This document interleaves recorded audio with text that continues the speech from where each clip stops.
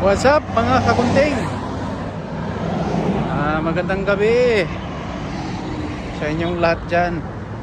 Ayan, ito naglalakad tayo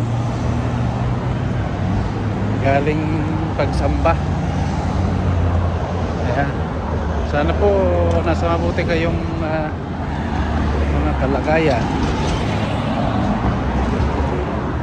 Ingatan tayong lahat mga kakunting. Shout out sa mga kapatiran dyan sa buong mundo.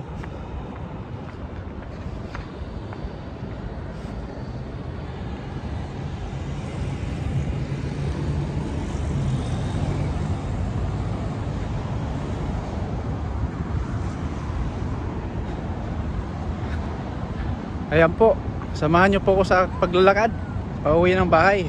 Mamasyal po muna tayo.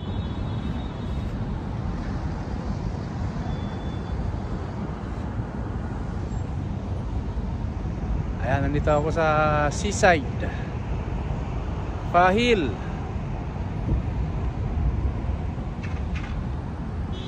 Okay po, samahan nyo po ako sa aking pamamasyal.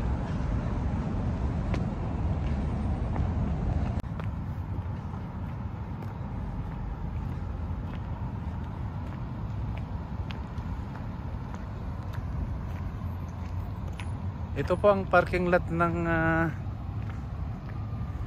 Seaside Fahil po.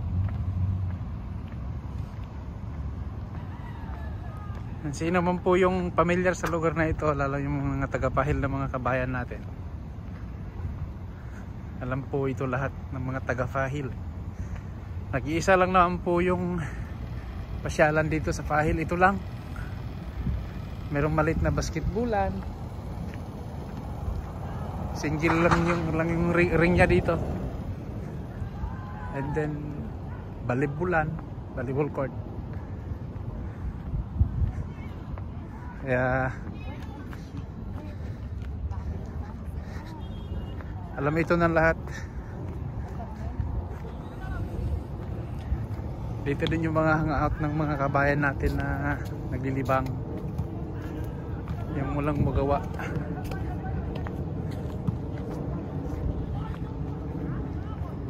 Pagkatapos ng trabaho, dito na po sila nagpupunta.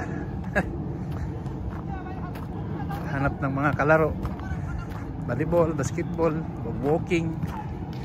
Alam nga ni summer na po, welcome summer. Excuse me.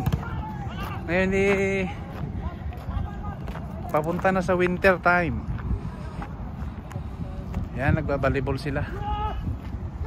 Mga ibang lahi, mga Indiano, Bangladesh, Kuwaiti, Egyptian,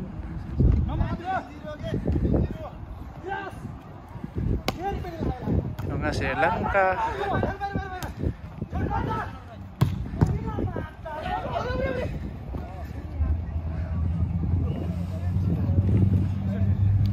Yan, manonood tayo ng saglit.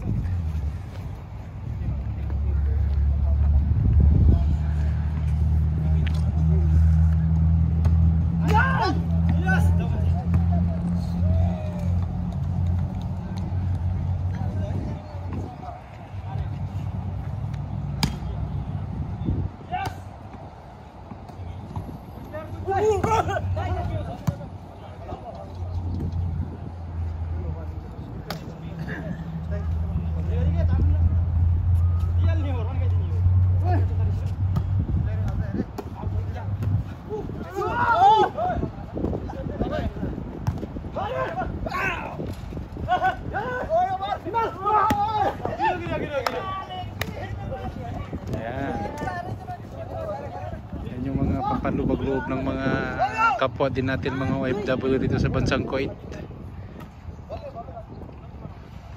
Naglalaro-laro pagdating ng gabi. Sa araw, sa maghapon, nagtatrabaho. Ayan, yun lang po yung kunting kaalaman. Dito naman basketball court, sa una volleyball court, Ito naman, basketball court naman yung isa. Pero single lang po yung ring niya. Yung volleyball, buti yung volleyball dalawa. Mayroon dito. Saka mayroon din doon isa.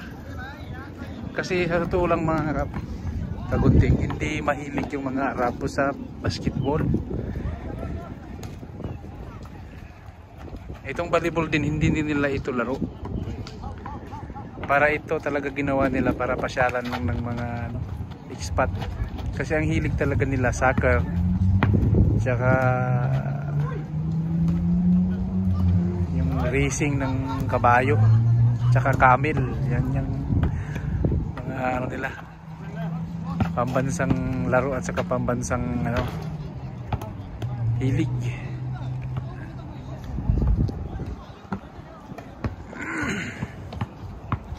At tuloy na tayo sa ating paglalakad mga kagunting.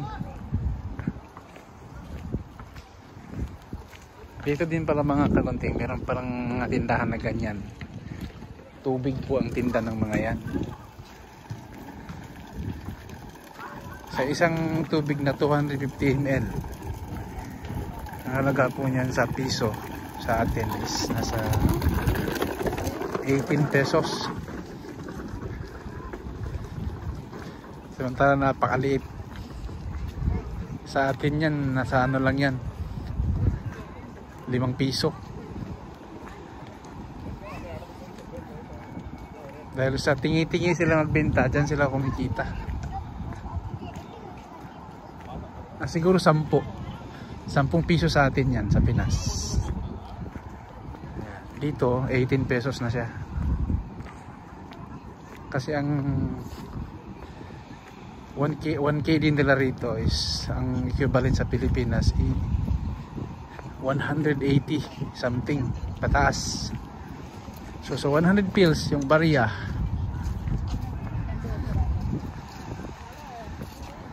Ang halaga nun 18 pesos.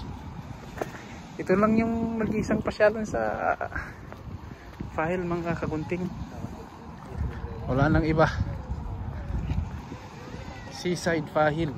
Yan, dagat na po yan mga kagunting. Madilim nga lang, pasensya na po, hindi natin pwedeng maipakita sa inyo dahil sa madilim.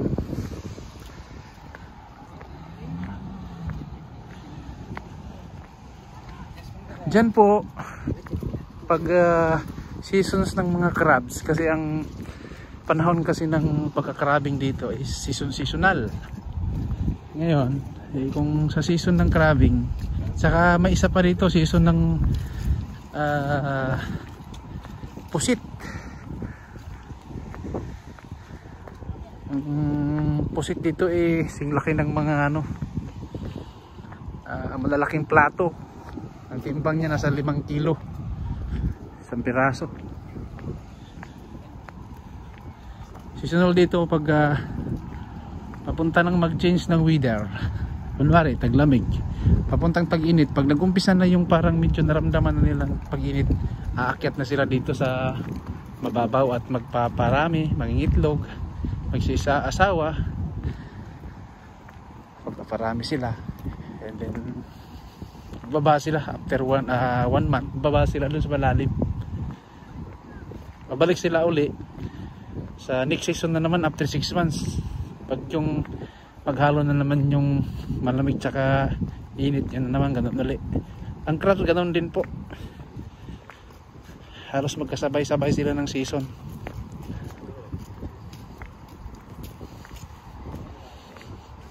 Tsaka dito sa area na to, bawal ang maglambat dyan. Pag nahuli ka dito ng mga authority dito na naglalambat ka dyan, madideport ka, sigurado yun 100%. Wala nang pwede pang kausap-usap dito, hindi katulad sa Pilipinas. Ang mayroon dito yung tinatawag nilang wasta system, baga patigasan ng kakilala sa gobyerno. Pag mayroon kang mga kakilala na opisyal, tawagan mo lang yun at ipakausap yung humuli sa'yo, matik iwanan ka, walang salita. Ganon dito.